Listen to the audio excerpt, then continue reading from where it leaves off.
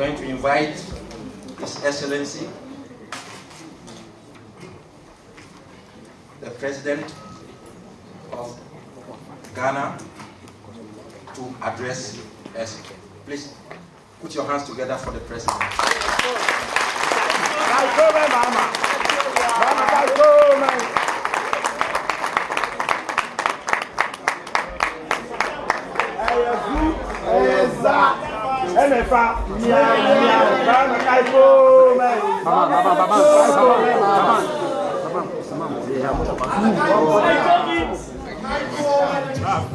Thank you very much.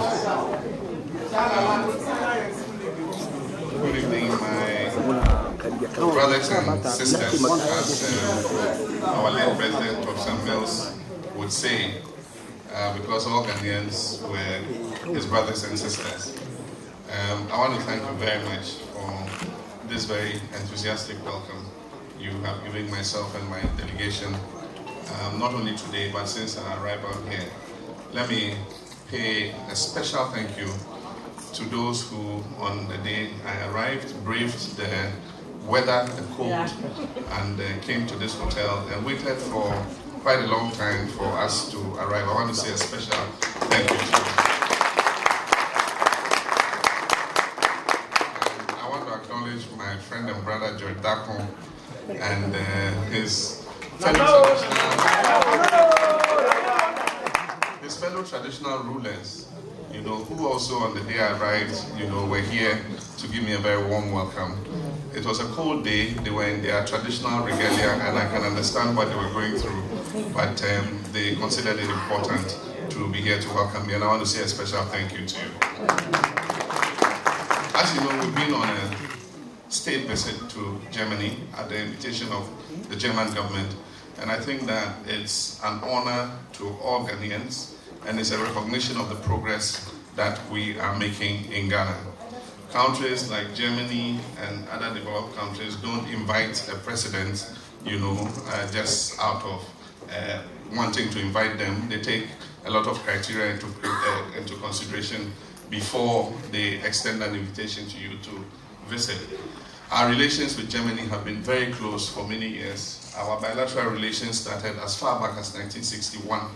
Wow. And cumulatively, Germany in our bilateral cooperation has injected as much as 1.37 billion euro into Ghana's economy in various.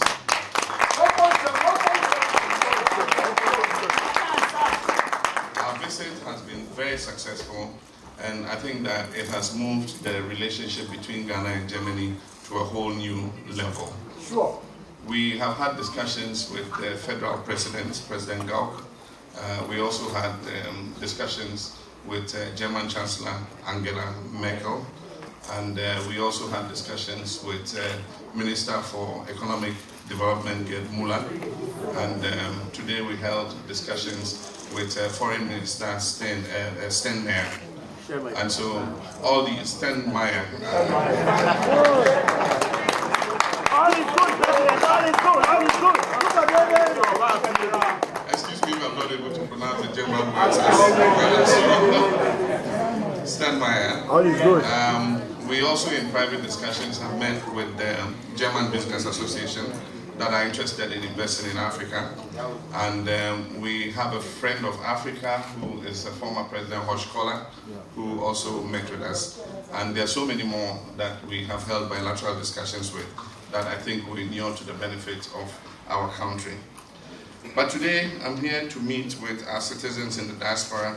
And the question you will ask is, why do we hold these meetings when we travel abroad? It was instituted in the PNDC era, from as far back as the PNDC era. Anytime the president or significant government delegations traveled abroad, they made it a point to meet with citizens in the diaspora. And at the time it was instituted, it was done because once you traveled abroad, you didn't have access to information about the home country. If you remember, telecommunications was so rudimentary that you couldn't call your grandmother in the village. If they wanted to place a call to you and tell you about a funeral or something that had happened, they had to travel to the village to Accra to a place called High Street and go to P&T. How many of you remember P&T? P&T stands for Post and Telecommunications Corporation. And at that time, you had to go and sit on a bench. I remember very clearly. And then you shift, one by one. There was an operator who would place your call, and then there were, I think, 4 booths. Yes. And so when your call comes through, she would mention your name. If you normally write your name, if you're Boating, then she'll say, Boating, booth 4.